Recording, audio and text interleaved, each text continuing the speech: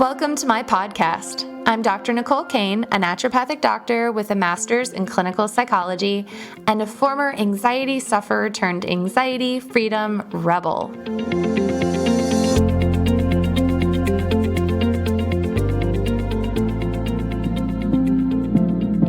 Welcome to the Get Your Life Back podcast, and you are in for a treat today. With me is the brilliant, the beautiful, the compassionate Dr. Christina Bjorndal. She's a naturopathic physician, and it is an absolute honor and pleasure to have you here. So thank you so much for being here, Dr. Christina.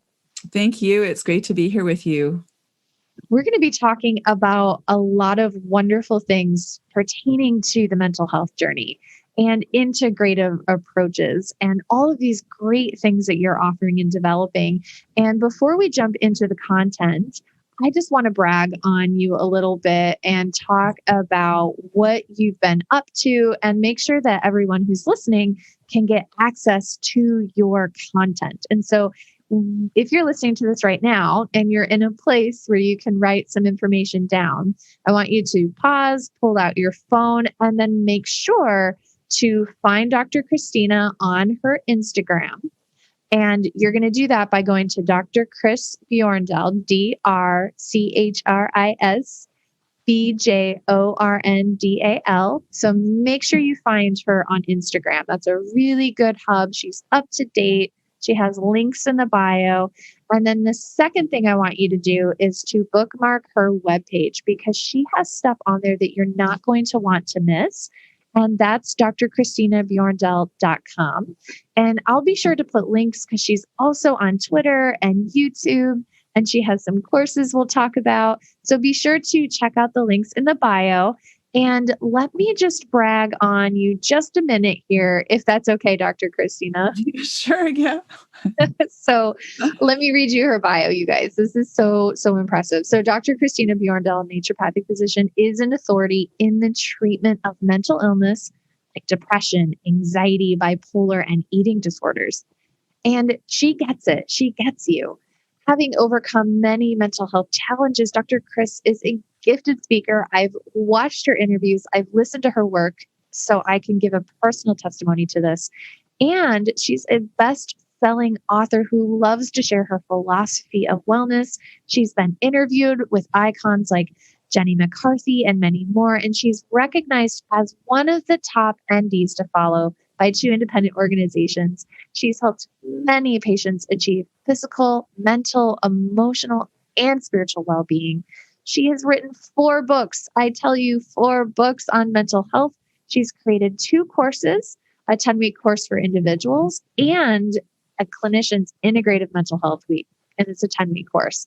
And so you can find out more about those courses by going to her website. So girl, I am so amazed, so impressed, so honored. Thank you for being here.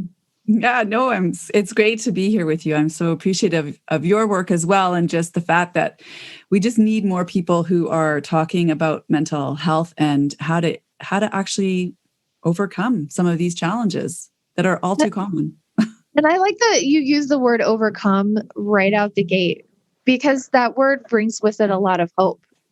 Mm-hmm. And so tell me a little bit about overcome and what that looks like for you and with your mission and the education that you're providing people. Mm-hmm.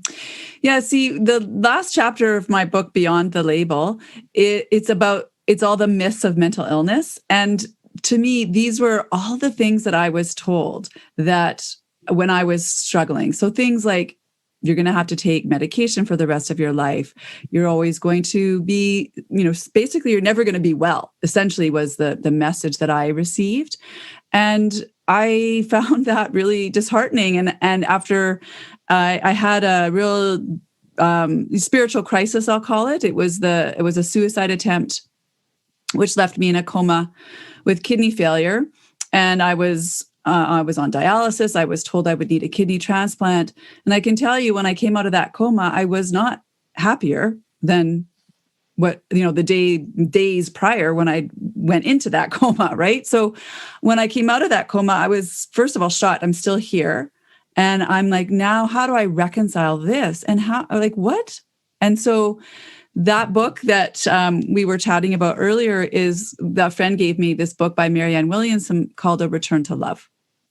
And there's a quote in that book on surrender, which goes along these lines, that surrender is not about breaking out of anything, but it's a gentle melting into who you really are. So you take off that armor and you understand that all God needs is one sincere, surrendered moment where love matters more than anything. And so for me, the key word in that quote by Marianne is this word love, because I did not love and accept myself. And from the minute that I was diagnosed with depression and then subsequently anxiety and subsequently bipolar disorder type 1, I can tell you all I was doing was wearing a mask and stuffing everything down and projecting out into this world, this fake image that, hey, you know what, I've got it all together, but I'm actually like literally dying inside and having no space to voice any of that because of the shame and the stigma and my psychiatrist had told me, don't tell anybody that you have this. Like, don't tell anybody, so you're walking around like, oh, I've got this big, dark secret that's ugly and no one's going to ever love and accept me, So, I mean, this is back in 1987, in the late 80s, early 90s. I know that things have shifted over the last 34 years that I've been working through these conditions, but I feel like there was no message of hope for me. And that's what I want to be for people, is like, look, you don't actually have to struggle for 25 years like I did. You can see people like yourself, or you can talk to people like me, and you can learn that there actually is another way here to navigate your health. So, and a word that you used is surrender, which I think is really powerful, and it might feel scary for people who are listening, because oftentimes our strategies are to try to not surrender. We try to have control. I'm going to do the coping strategies. I'm going to do my exercise. I'm going to take my medications. And it can feel like this pendulum swing from chaos into control and chaos into control. And so can you tell us a little bit more about surrender and what that might look like? Mm-hmm. So surrender is where you understand that there is perhaps a force greater than you that is actually the one that's in control, if you will. Right. So, they say things, there's this one quote, I'm sure you've heard, that, you want to make God laugh, make a plan. Mm-hmm. Right. You think you're in control, but you're not actually in control. And so this spiritual piece is around the surrendering, is understanding that there's a force within you, which we talk about in our medicine as the vital force. Or in Chinese medicine, it's this concept of qi, right? It's this in Ayurvedic medicine, it's this concept of prana, right? I guess in Western medicine, we can just simply call it the breath. But it's this life force. And what, the difference between me and you and a cadaver is life force, right? Is energy. And so when we surrender, we let go, we take our hands off the wheel, and we sort of, you align yourself vertically versus horizontally. So what I mean by that is you align yourself with your heart and your soul and your spirit versus your ego. And you just learn to trust that the universe is working for you. Things are happening for you, not to you or against you. Mm-hmm. As long as you have a breath, right? As long as you have this ability to take a breath, then you have an opportunity to surrender and to move into the flow with life versus going against the grain, so to speak. And a lot of people are in resistance and struggling. So we can use the word surrender or struggle. Mm-hmm. And whenever you're struggling, you think of a struggle, right? It's that idea of chaos in a sense. It's tightness, it's fighting, it's sympathetic state. And that's not where healing happens. So, I had my moment of surrender. It wasn't pretty, but it was definitely a very, I don't talk about it much. I mean, I think you're probably the second person that has ever, of all the podcasts I've done, you're probably the second person that I've ever, maybe third, that's ever asked me about surrender and that, and that moment. But it was when for me, I was at the bottom. Like that was the bottom. So now I get emotional thinking about it.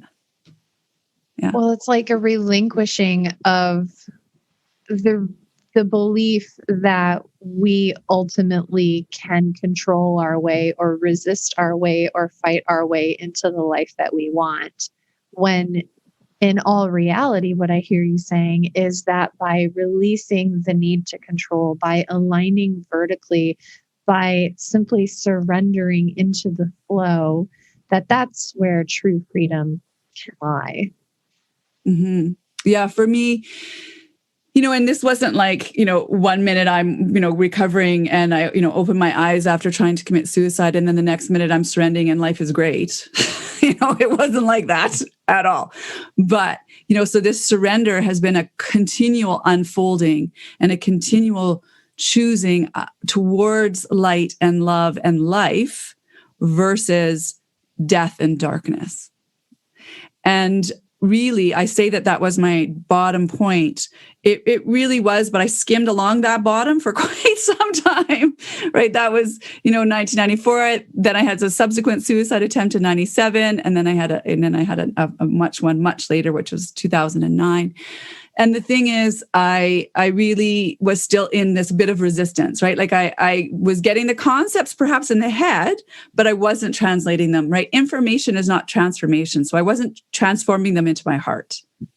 So it took many, many years. So I want people to know that this is definitely was for me, doesn't have to be for you, but it was for me a decades long process of unfolding into acceptance and love for myself. How did you continually make that transformation? Because what I hear you saying is it's not like I hit rock bottom. There's this aha kind of come to Jesus, if you will, moment, and then everything's better. But rather, it was a continuous process of leaning into that surrender and allowing yourself to be transformed. And it takes time.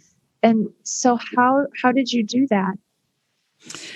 Whenever you bump up against something, whether you bump up against a trigger, you bump up against a problem in your life, we need to understand that everybody in your life is a mirror for you. To be able to look perhaps within to see the pieces and parts of yourself that you're denying. And so the big part for me was just doing a lot of this counseling work. So looking at my shadow beliefs and my unconscious commitments.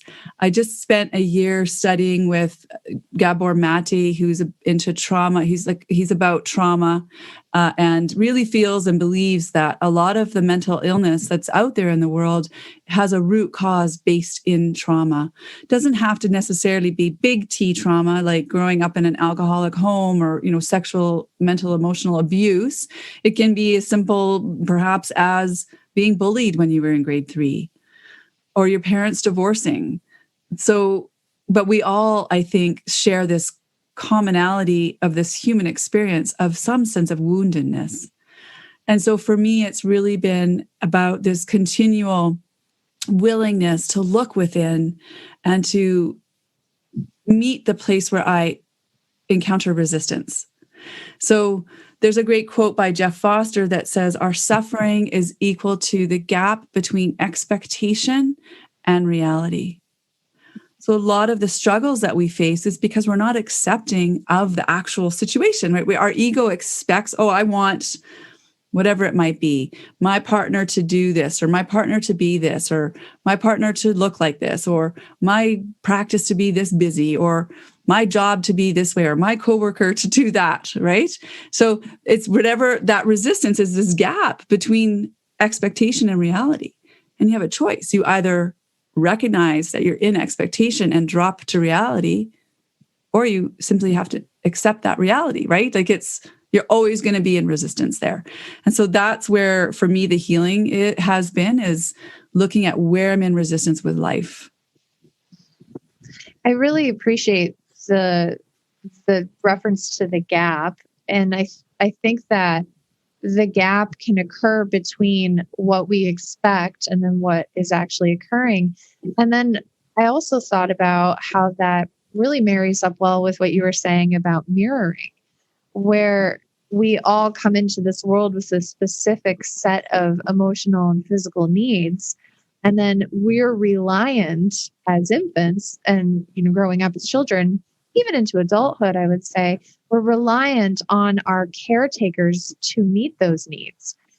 And if there's a deficit, if there's a gap, like you're saying, between what we need as unique individuals and what our caretakers are capable or willing to provide with us, we then go through life with this deficit. And I'm thinking about self-love, thinking about how in psychology, there's this concept of mirroring where the infant will create an idea or a sense of self that's based upon the mirroring they receive by gazing into the face and the eyes of their caretakers.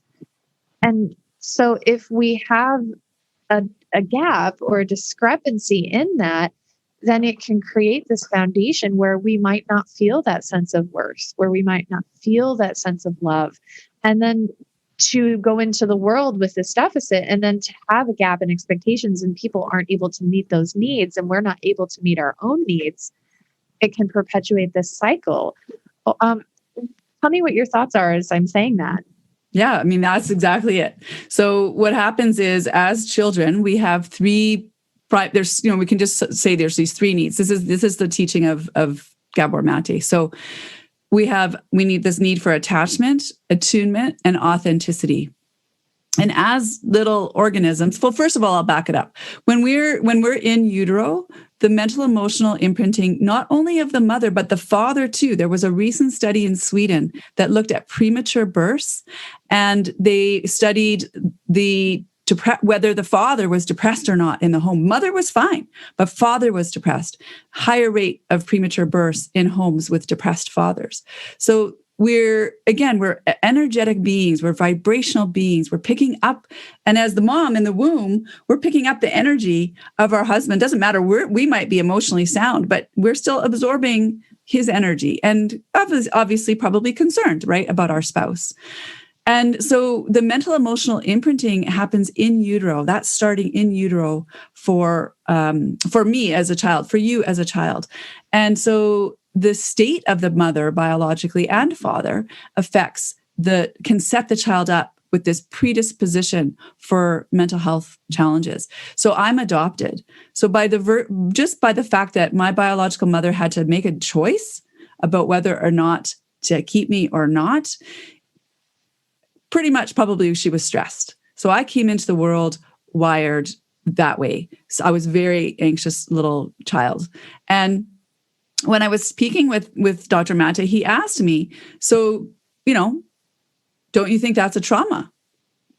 And I really had it's totally disconnected from that. But I can tell you that my beliefs were that I'm not worthy. My core wound and my core thought process that drove me in the world was you're not enough, you're not good enough, you weren't wanted, you're not lovable. That was the dialogue of the inner critic from the age of 5 or probably earlier. And that drove me to be an overachiever in the world. Because my greatest need is attachment. And whenever, and not just mine, all of our greatest needs is attachment. And so we will sacrifice our authenticity, i.e. the true expression of who we are, to maintain the attachment with that caregiver. So for me, I became this overachiever so as not to get sent back, if you will. I could never fail, right? I had to be the best because my survival was at risk if I wasn't. That's the belief. It's not rational. So, of course, you can sit here listening to this and go, well, that doesn't seem rational. It's not rational, but it's the survival mechanism and so what happens is we have to ask ourselves, what's the imprinting that we've received, the messaging that we received. And this isn't about blaming parents, because every parent is, doing the best that they can with what they know, but you cannot change anything within you if you don't have this come from this place of understanding. And we're also the culmination of the 7 generations or more, perhaps, that have gone before us with this concept of epigenetics and intergenerational trauma that can get passed down too. So I know I've gone on a little bit of a tangent, but what I want to say is that attachment is the primary need. And if the infant and the young child is in a home, perhaps, where the attachment can be threatened in the case of these bigger T traumas, the child will compensate to do whatever they need. So they might stay small. They might not, if in the case of abuse, or they might not speak out, or there's many ways that they will perhaps compensate because it's not safe for them to be authentic. Is that making sense? Hopefully that's making sense the way I'm explaining it. You're bringing to mind the Enneagram. I resonate very much with the way that you are compensating and adapting to your trauma. I'm a 3 on the Enneagram, and the way that I've adapted in part to my suffering is to achieve, because my value is what I achieve. At least that's my suffering. You've also brought to mind, I haven't actually ever shared this with my audience. Very few people know about this, is I've done an extensive amount of work in EMDR, which for our listeners who aren't familiar with it, it's eye movement desensitization and reprocessing therapy. Was created by Francine Shapiro in the 1980s. And it's a really impressively effective form of therapy to help us get into the nonverbal parts of the brain where trauma can live. And when I was doing this work, initially, every time I would go in there, I would be so hyper-focused on the environment. Like, is my therapist bored? Am I doing well? Am I achieving success at performing EMDR? And so that's part of my suffering. That's part of how I adapt, like you were talking about. And then after about a year doing this work regularly, we started to get deeper into my experience. And at one point, I had this impression of being in the womb.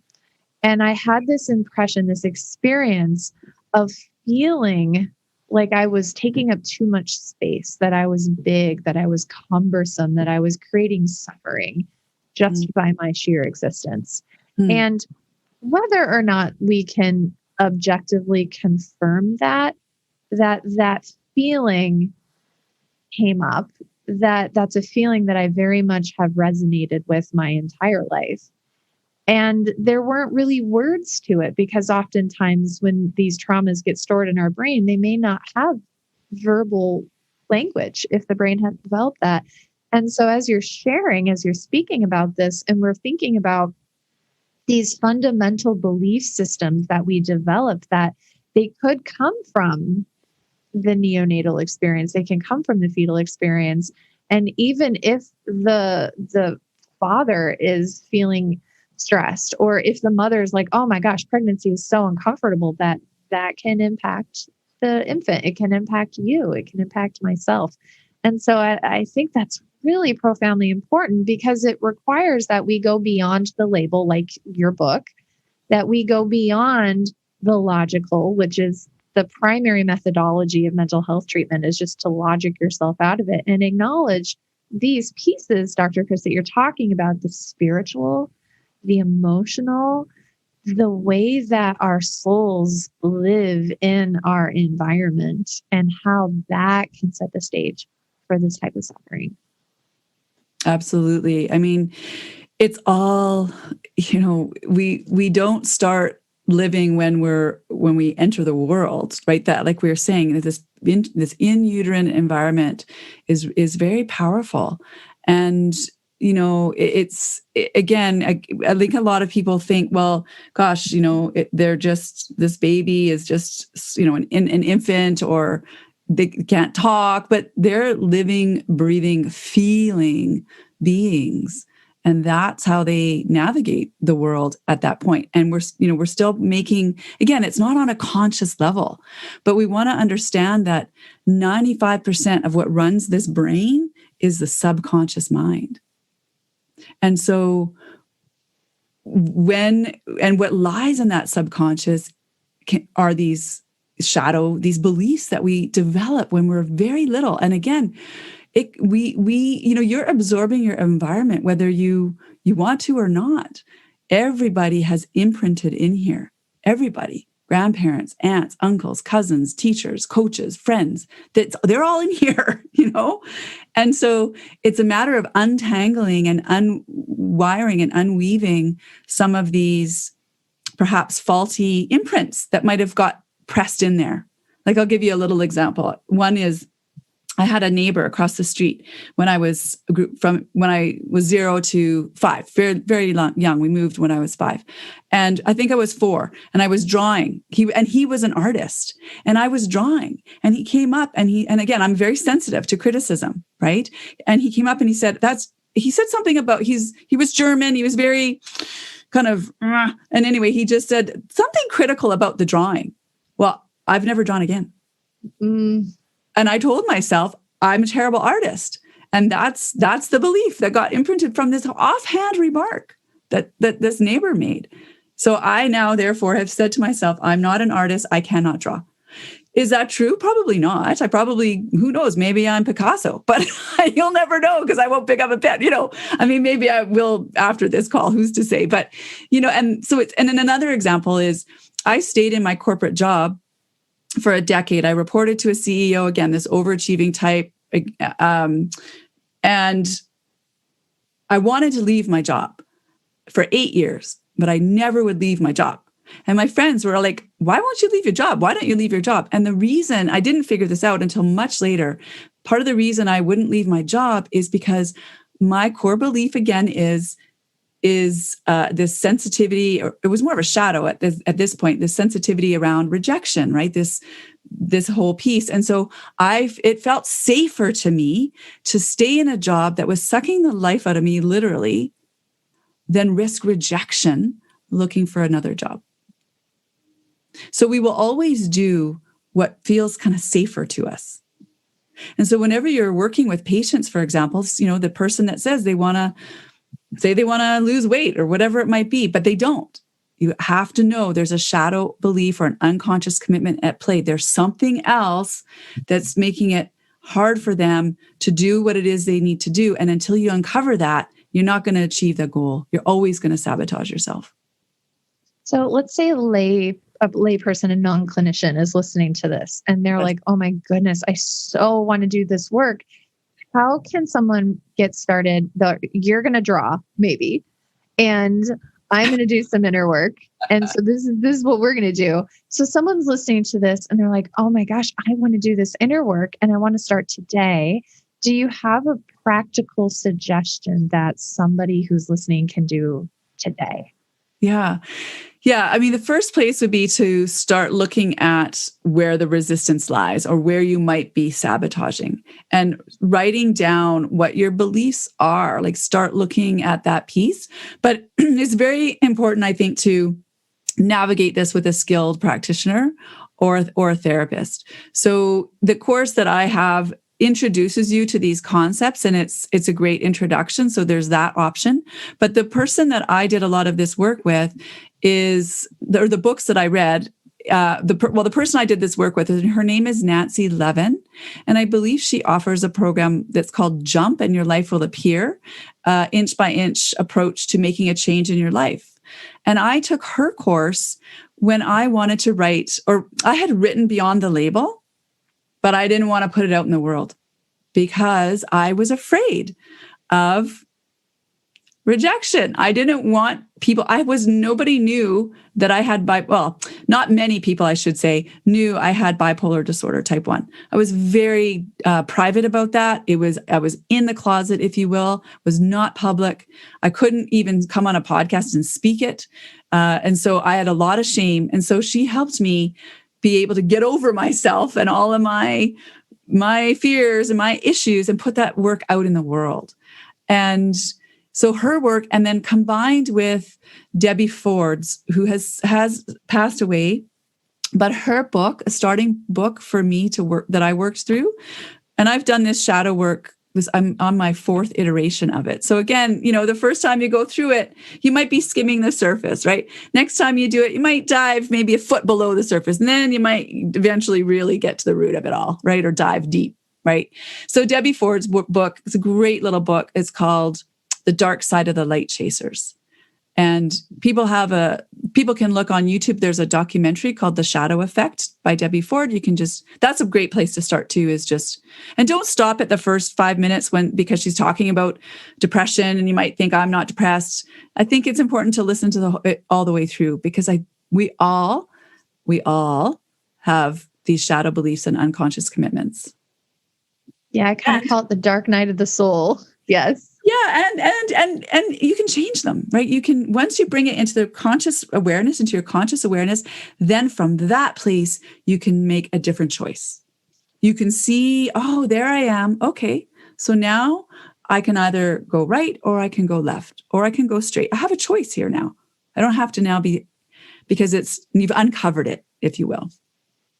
I think that's really powerful. And something you said I want to emphasize is, in the beginning of our conversation, you used the term kind of leaning in, and we were talking about resisting versus receiving, just allowing the awareness to be there, allowing yourself to feel instead of trying to push it down and control it and suppress it.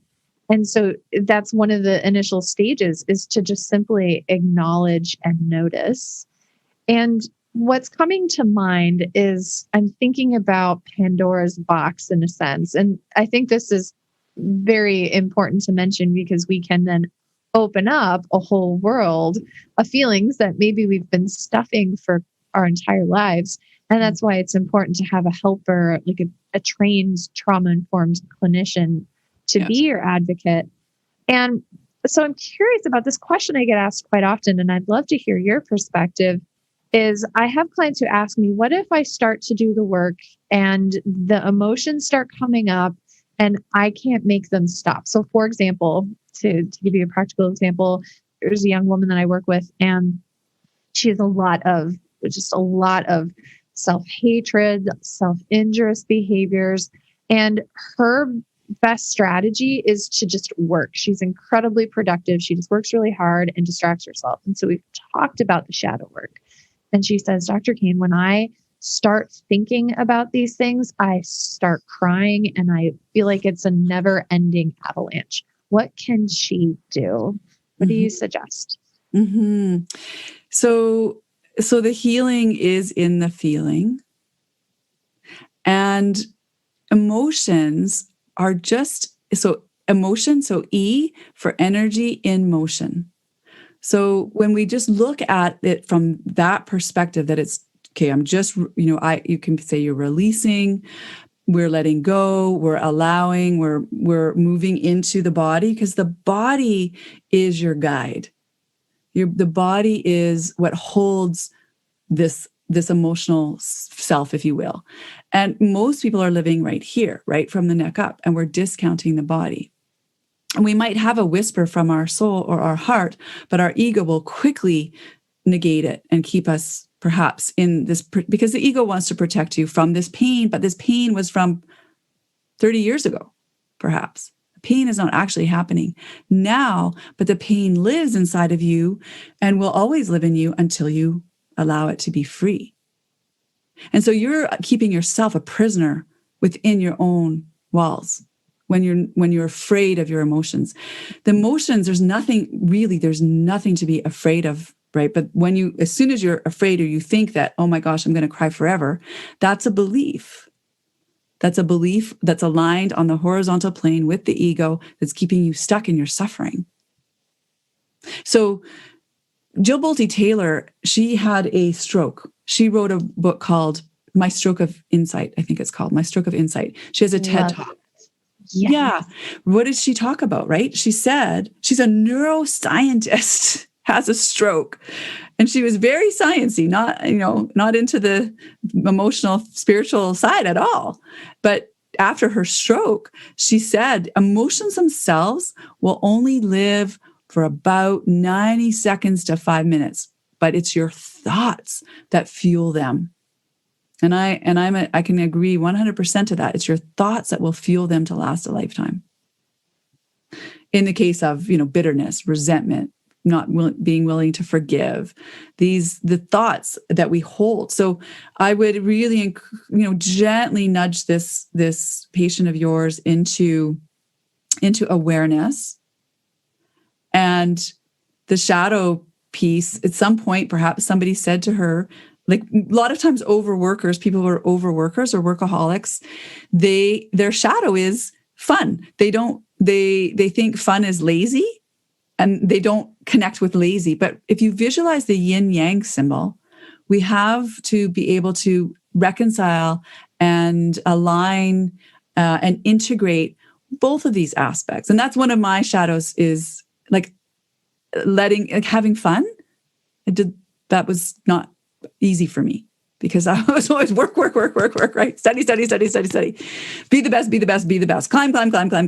But what are you running from? Where are you trying to get? Right? Where are you trying to get? There's nowhere to be. There's nowhere to go. You just need to be here and now.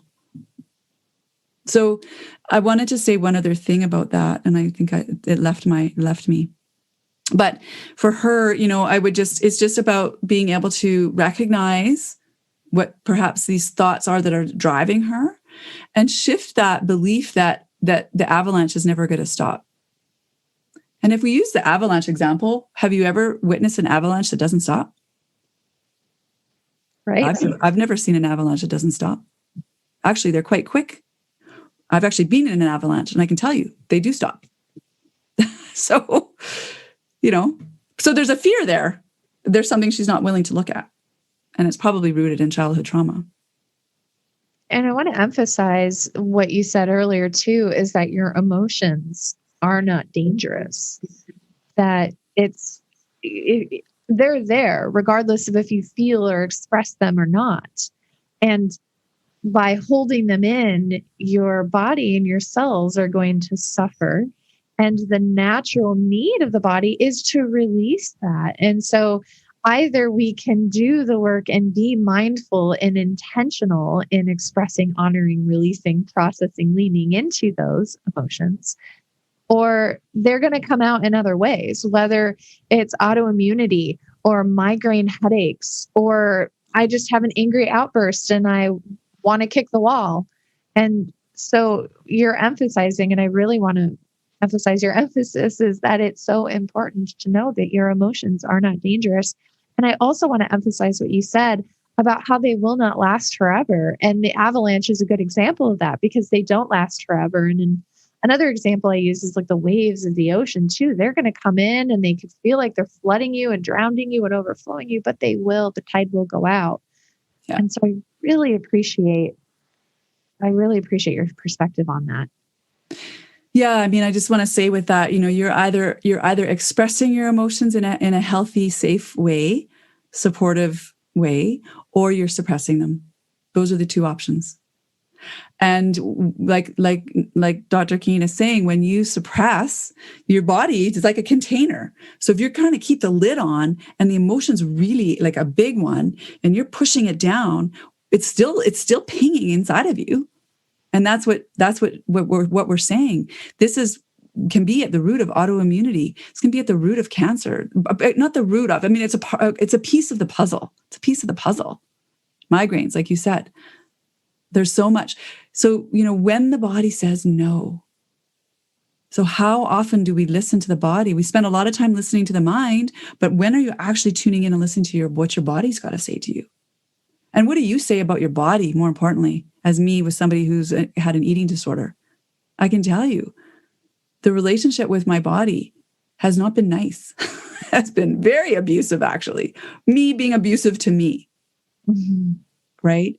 So moving from self-criticism to self-love, I know it sounds sort of cliche, but it's very important. And then, I mean, exercise and awareness that people can do is, because, ask for a practical example. Here's a practical example. When next time you go in the shower, I want you to see if you can just be present in the shower, feeling the water, the lather of the soap. Just be present. That's it. I see what thoughts are there for you.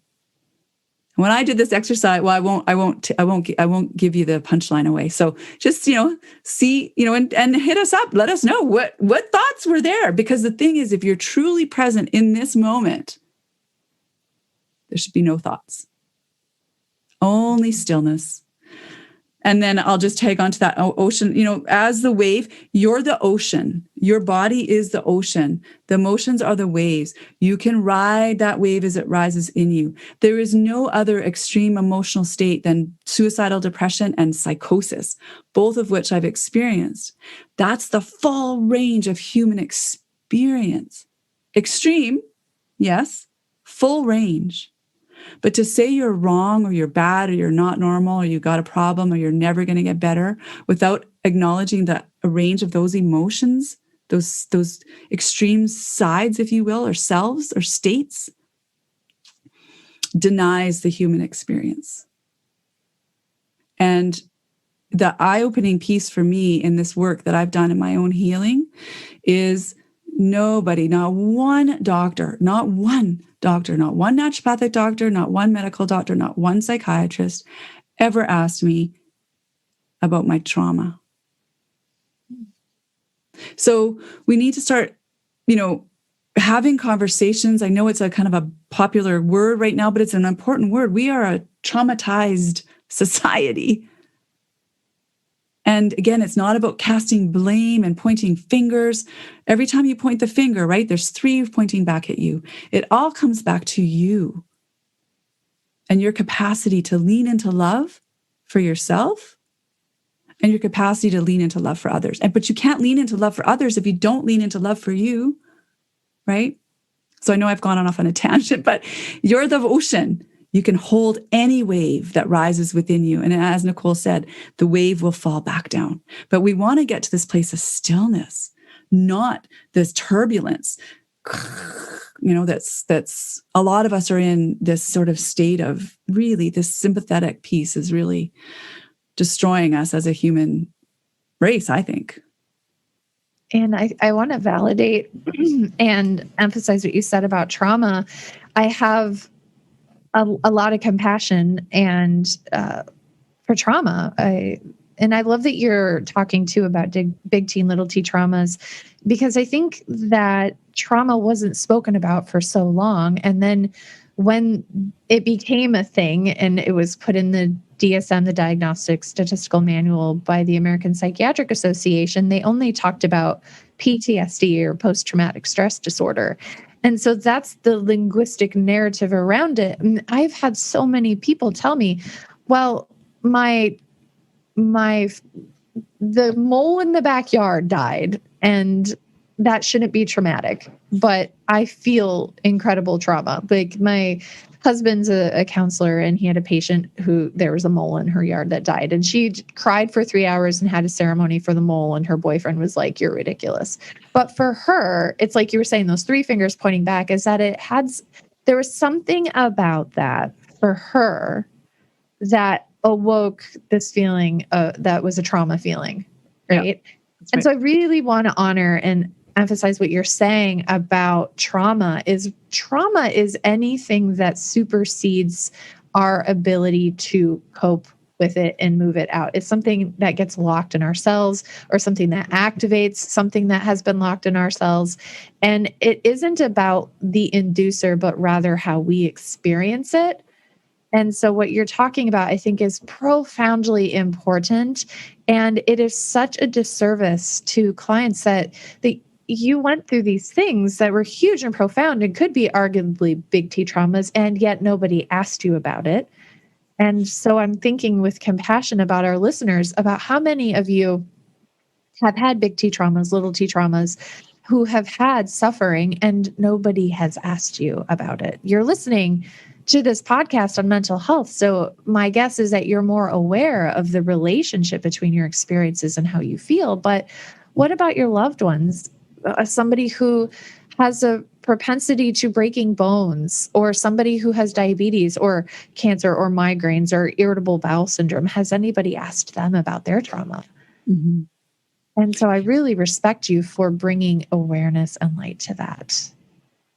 Yeah, you can only help somebody as far as you've gone yourself.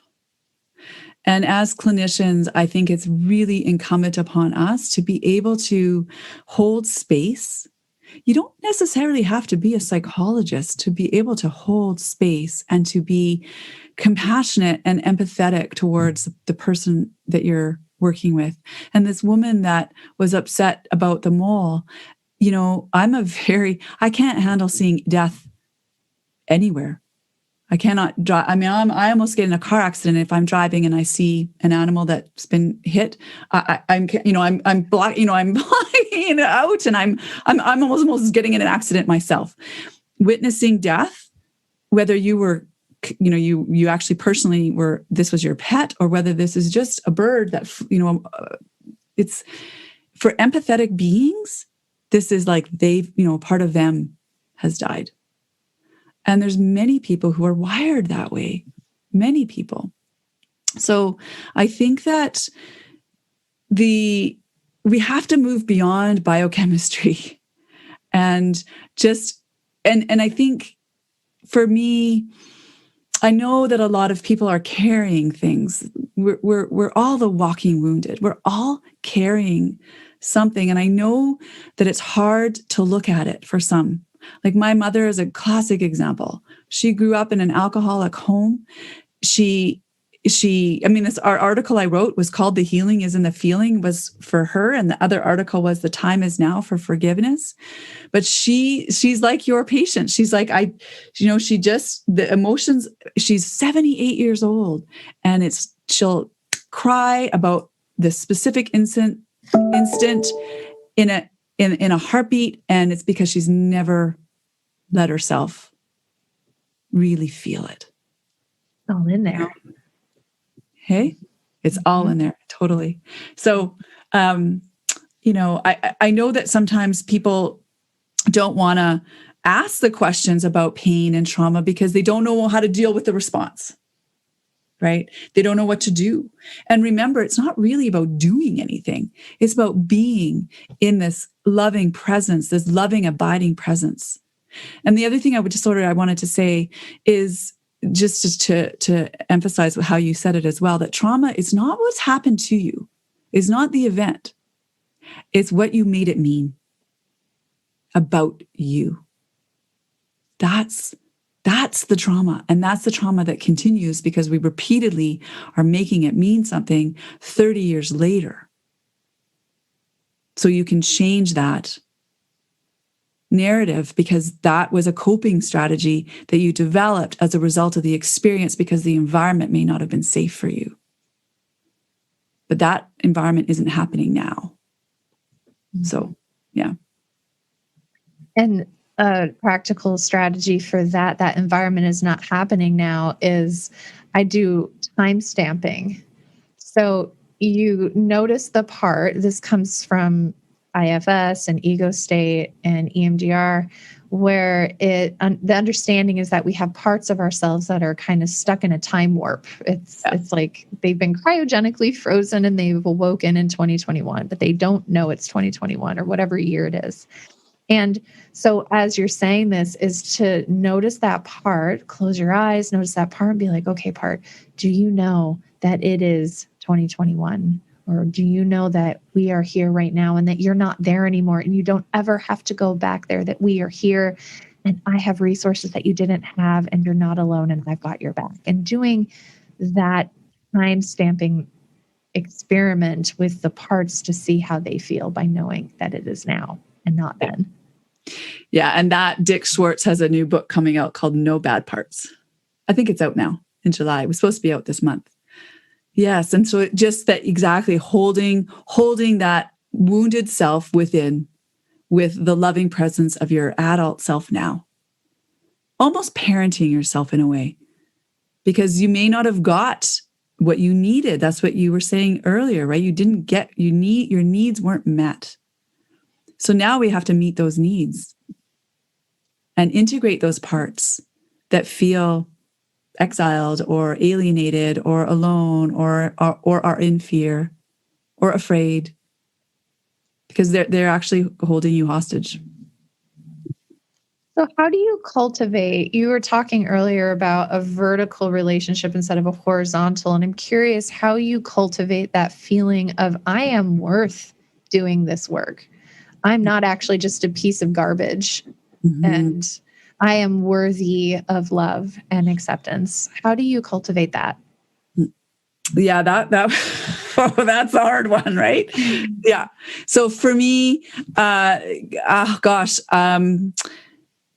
very difficult for me because my narrative is I am unworthy. And I used to hate is a very strong word. I used to resist people who said to me, change your thoughts, change your life. Oh, hey, Chris, change your thoughts, change your life. I really was like, what? And I felt like people were implying that I was in my depression because like on purpose or something. I don't know. It was it's your fault. Yeah, it was very challenging for me, this affirmation piece. So for me, I had to lean into, well, first of all, then what happened was learning and understanding psychoneuroimmunology, that your thoughts affect your physiology. So your thoughts create neuropeptides. The neuropeptides affect the hormones in turn that get produced affect how you feel. So it's a little bit of a chicken and an egg problem that we have here. I was very engrossed in my thoughts, in the dark clouds of depression. I could not see or believe or understand that the sun was still shining behind the clouds. I was one with the dark cloud. When the cloud eventually lifted, I realized, okay, there are other thoughts I can choose to think. It was a stretch for me to go from I am unworthy to I am worthy, but I could just stay very neutral for myself. I just would simply say I am, and I wouldn't fill in the blank. And I am, in a religious context, a very powerful statement. So try to go through your day just being neutral, not negative, not positive. We don't have to spiritually bypass anything or sugarcoat or Pollyanna your way through life. Just be aware of the thoughts you're thinking. And if you can just stay neutral, because this piece, the psychoneuroimmunology piece, was a piece that was missing for me. Understanding the neuropeptide cascade and how that affects your physiology. It's not about believing the thought. Nobody says anything about believing anything. But the reality is, as you start to produce a different hormonal environment in your body, your thoughts actually naturally shift. So for me, this worth piece as well, as I've mentioned, I've had 3 suicide attempts. I've only really been public about one of them. So I also follow, I'm kind of a sporty person. So 3-strike rule, right? Baseball, I think it's a good rule. 3 strikes are out kind of thing, right? So if you're not going to get the lesson after 3 strikes, well, you better go back to school or something's up, right? So give people, I usually give myself, I might not get the lesson the first time, might not get the lesson the second time, but hopefully by the 3rd time I've gathered up the lesson. And so I think for me, I've just learned to, because of my spiritual and background and beliefs, I believe that I'm here for a purpose. It's not my decision. I'm not in control of when I depart the planet. That's not up to my soul. I read in Radical Forgiveness, and also Neil Donald Walsh talks about this as well in a children's book called Little Soul and the Sun, that the soul, we all come here with perhaps this purpose. And ultimately, my purpose is very simple. And I actually think this is a common shared purpose for all of humanity, is how to learn how to love and accept yourself and your fellow being. So, suicide attempt number 1, suicide attempt number 2, suicide attempt number 3. It's like, okay, Chris, when are you going to actually lean into love for yourself? When are you going to get that actually this isn't the way out for you? Suicide isn't the answer for you. So I've just now accepted that suicide isn't the answer for me. And it's very painful. And I don't want to, I get it that people commit suicide. Suicide is a huge problem, huge problem. Greenblatt said by Dr. James Greenblatt said by the year 2030, person will commit suicide every second. Like every second. That's in 1 hour, that's 3,600 people. I think, if I did the math right. And, this was an issue before the pandemic. And I think it's the real pandemic that nobody's talking about. And now we've just come through or are in or out. We're not really sure where we are in Canada anyway, this pandemic. And some people are talking about suicide. You and I are now talking about it. But it's happening at a big rate, and more so, I think, as a result of this pandemic. So me being silent about my suffering, I don't think that's going to help. I think me being an example of, hey, I've been there. I've had many dark nights of the soul, and I'm still here. And there's a way that you can navigate your mental health by following these 10 steps. But ultimately, the most important step is this piece of love and compassion that not a lot of people are talking about. And you talk about these 10 steps in your book, Beyond the Label. And so to get the 10 steps, I want y'all to read the book. And could you give us a little, and you did with this one piece here, could you give us maybe 4 of the 10 steps to get us started? Yeah, the foundation is, so first just understand that you are a being that's in this container that is a body, and your body is your guide, right? Your body is your guide, and your emotions are the messengers to guide you back to safety and to wholeness. So physical, mental, emotional, spiritual. Those are the 4 aspects that we want to look at with respect to overall health. And then the 10 steps that we want to guide people through. Well, the first 4 are nutrition, then sleep, exercise, and then managing the stress piece. So that's the foundational piece. And that's where I started. I started with nutrition. There's so much that can be done just on the nutrition part alone to support serotonin formation, GABA, dopamine, all these neurotransmitters, balancing your hormones, looking at your organs and detoxification, how many, this whole gut-brain relationship. There's just so much on the physical level alone, right? And that's where I started for many, many years. That's all I did. Because God forbid I should look at my thoughts or my emotions. No way, I'm not going there, right? But eventually I bumped up against myself. Right? Bumped up against all those things. That inner critic that had the stage. I don't even think I had an inner cheerleader, I was driven by this. Anyway, I won't go off on that tangent. So yeah. What I love about that is it can create this sense of, it's kind of like meeting us where we're at. We call this the leading edge. And so some people, they'll go to a talk therapist, and the talk therapist will say, just think positively. You are your thoughts. And that is so far out of the realm of not even going to happen. My thoughts have been wired this way from my neonatal environment. Like, this is the psychoneuroimmunological effect that has now occurred. This is where my thoughts are going. We've dug these trenches. This is where my thoughts are going. And these foundational steps that you talk about in Beyond the Label honors that, because you don't just stop at, well, you got to think your way into positivity and your brain will follow, is you actually help, like you said, the chicken and the egg, you help to then work on the chemistry to change the neuropeptides that will then create a cascade where the thoughts will come more easily. And I love that you look at it from also a vitalistic perspective. Like you said in the beginning, is that feeling of the breath, the feeling of being fully alive, the belief that the body is designed to heal itself by following these basic principles.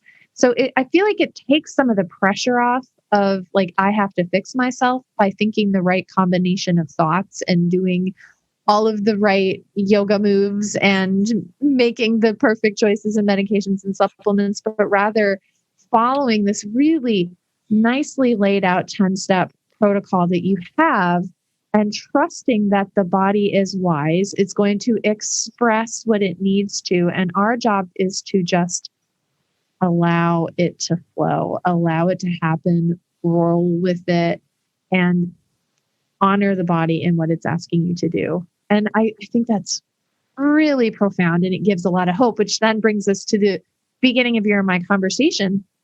You came out the door within, I think, the first 5 minutes with a promise of hope, that there is hope. And you've then, Dr. Chris, created a solution, a guide map, if you will, that people can work through with their helpers, with advocates, with you, to then start the process of healing. Mm-hmm. Yeah. I mean, I think that's an important message. I think it's not often the message that people get when they're first diagnosed with depression or anxiety, or definitely bipolar disorder, right? So I think what we do as a profession is so important and critical, I think, to helping people navigate not only mental health, but many health, all health challenges, right? And I think the key thing is to move into this space, I think, of curiosity about yourself. Like I'm not going to sit here and tell you that I never experience crappy thoughts or dark thoughts. I do, but I do something different with them now, right? I don't entertain them. I don't fuel them. I don't ignite the fire anymore. The spiral down into the pit of depression with the train of thoughts. So just to leave this analogy with people is, look at your brain like a bus. Your thoughts are the passengers and your heart is the driver of the bus. So we want to be living our lives from a heart-centered place versus a mind-centered place. So the brain is the bus and you're the driver as the heart, and you're driving the bus down the road. And sometimes, we get stuck in a rut, right? We get stuck in these ruts, but we can move that bus up onto solid ground. I mean, this is this idea of neuroplasticity. We can create new neural pathways. You can learn to eventually think a different way. But it all starts with awareness and recognition of what's the thought? What's the thought that I'm thinking here? And then as you're driving the bus with your heart, you're going to really it's almost like you're going to take the thought out and look at it and say, are you hurting me or helping me? You supporting me or sabotaging me? Are you from the inner critic or the inner cheerleader? Are you coming from a place of love or fear? Is ultimately sympathetic state, parasympathetic state. And most people are in a sympathetic or stressed state. And when you're there, there's 4 kind of F's, right? Fear, fight, fawn, or freeze. So healing doesn't happen in a sympathetic state, nor does digestion. So that's a parasympathetic process. So we need to move people out of that stress into relax. I just gave you lots of words that all are the kind of the same word, describing the same thing. Ultimately, you then get kind of objective about your subjective reality. Okay, what's happening? Is this thought useful? Okay, no, it's not. It's along the lines of that inner critic. Where did that come from? Where did I hear that, I wonder? I don't know. Well, sit, get quiet. Write, journal, paint, express, talk. Look within. The answers lie within you. They're all within you. Helpful to have a guide. Helpful to have a guide. I love that, though, is really such a great way to end the conversation with that. The answers are within you.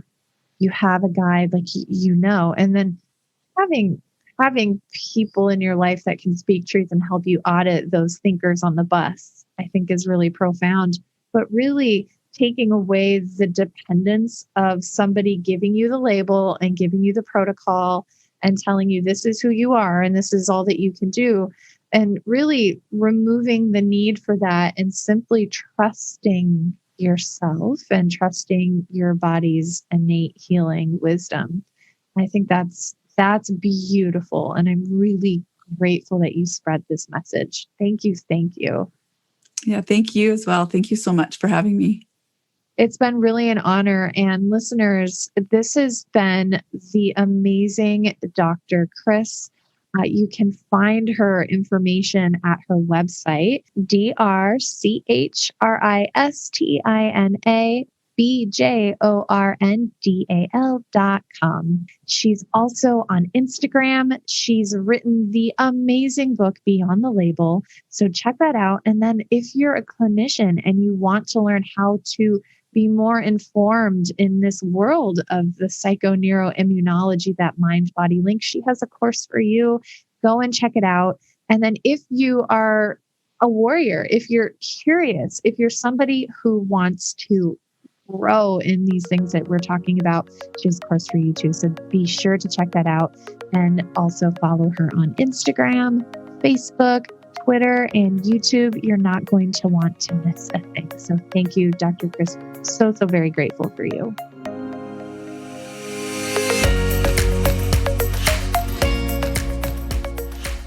The recording you just listened to consists of the personal opinions of Dr. Nicole Cain, a naturopathic doctor with a master's in clinical psychology. While these opinions are based upon literature, her counseling education, medical training, and clinical experience, this content should not be viewed as the definitive opinion on these subjects.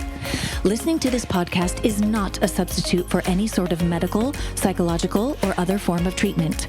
If you are in a crisis, please call 911 or call the National Suicide Prevention Line at 1-800-273-8255.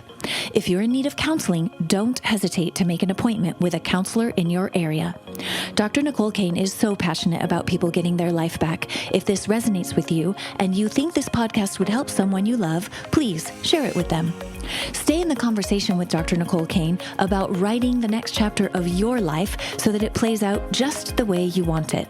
Explore your options for working with her at www.drnicolecain.com. That's Dr. D.R. Nicole, Nicole, Cain, Cain.com. When you're there, be sure to take advantage of the free Anxiety Freedom 1-week challenge. We look forward to seeing you on the next episode of the Get Your Life Back podcast. Here's to your next chapter.